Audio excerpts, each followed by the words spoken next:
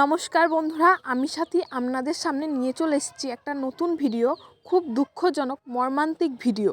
এক মা মনসা আমাদের পাশের বাড়ির ঠাকমার বাড়িতে মারা গিয়েছিল। কিভাবে মারা গিয়েছিল না গিয়েছিল সবটাই তোমাদের সাথে শেয়ার করব। তো ভিডিওটা শেষ পর্যন্ত দেখতে থাকো। ভিডিওটা ভালো লাগলে লাইক কমেন্ট শেয়ার সাবস্ক্রাইব করে নেবে আমার চ্যানেলটিকে। চলুন পুরো ঘটনাটাই আমি আপনাদের সাথে শেয়ার করছি। তো এই ভিডিওটা 2 দিন আগেকার। তো দেখতে পাচ্ছেন যেই মা মনসাটা মারা গেছে সেটি রাতের বেলায় এসেছিল।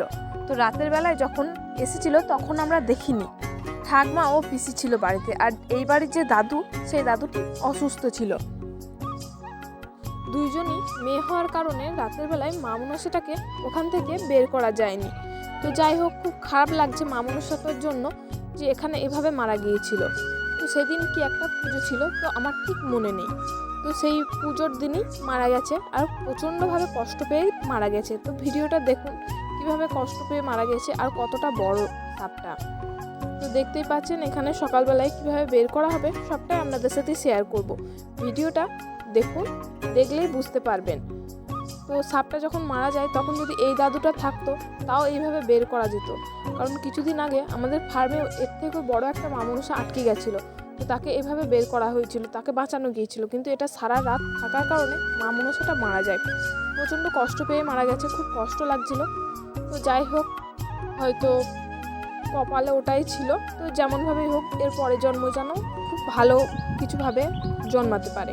তো যাই হোক, মা মনসাটার জন্য সবাই একটু কামনা করে দেবেন যেন এই জন্মে যতটা কষ্ট পেয়ে মারা গেছে যেন পরের জন্মে এর থেকে ভালো কিছু হয়।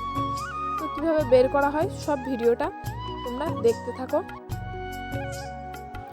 সাপটা যে খড়ির সাপ ছিল সেটা দেখানোর জন্যই ঠাকমা দেখাচ্ছিল, সাপের মাথায় যে চক্রটা থাকে সেই চক্রটা দেখানোর চেষ্টা করছিল। তো দেখতেই পাচ্ছেন চক্রটা আরও ভালো করে আপনাদেরকে দেখানো হবে, ঠাকমাই দেখাবে। তো চলুন দেখতে থাকুন। আর সাপটা দেখুন এবার বের করা হয়ে যাবে সাপটা।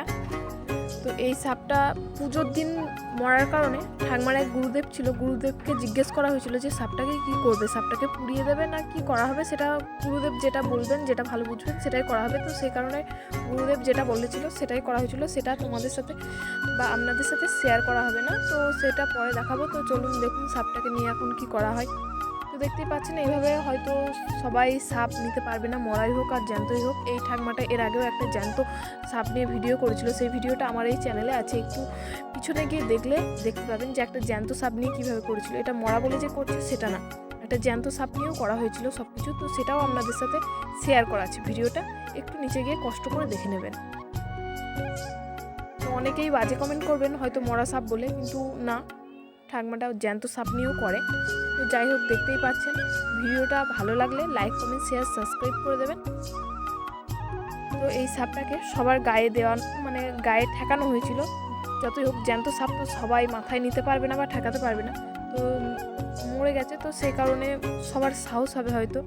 এর আগে ঠাকমাটা দাদুটা সাপ মাথায় নিয়েছিল, সেই ছবিগুলো পারলে তোমাদেরকে পাশে আমি শেয়ার করে দিচ্ছি। তো এই দাদুটারই অসুস্থ, তো দাদুটার মাথায় সাপটা ঠেকিয়ে দেওয়া হয়েছিল। তো এখন বলতে নাই, ঠাকুরের কৃপায় দাদুটা অনেকটাই সুস্থ।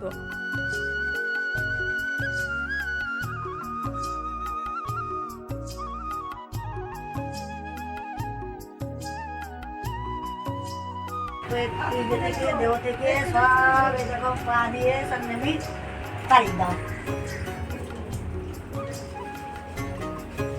আমি এতেই তেল সেন্দুর দিয়েছি, ছিটিয়ে ছিটিয়ে যতটা দেখেছি।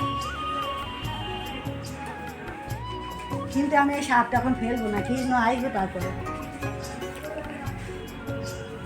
পচি যাবে, গন্ধ উঠুক, যা হবে আমি এমন জায়গায় রাখবো, যা হবে হবে। আমি বাবু কৃষ্ণ না আগে করে আমি সাপটাকে ফেলে দেবো।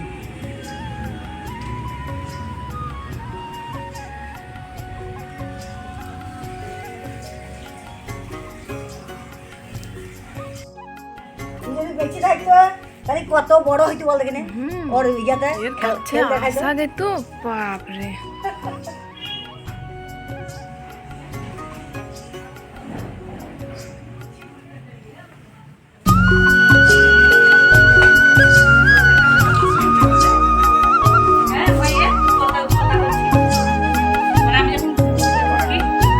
আর কি ভাই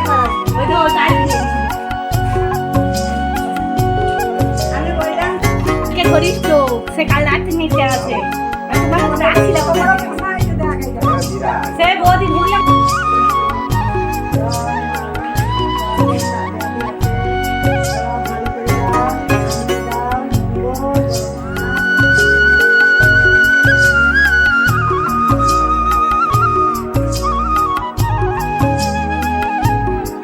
বললাম আমাকে ওটা কি আর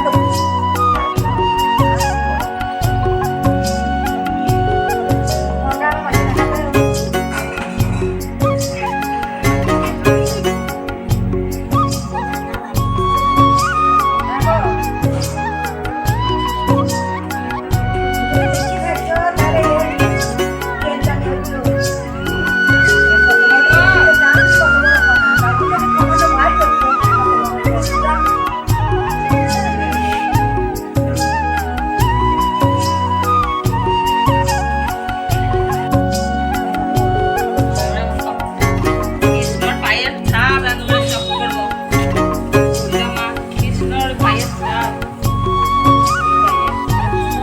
দেখো এমনি করে হ্যাঁ কৃষ্ণর পায়ের ছাপ কালে আগমন করেছিল এইখান তো আবার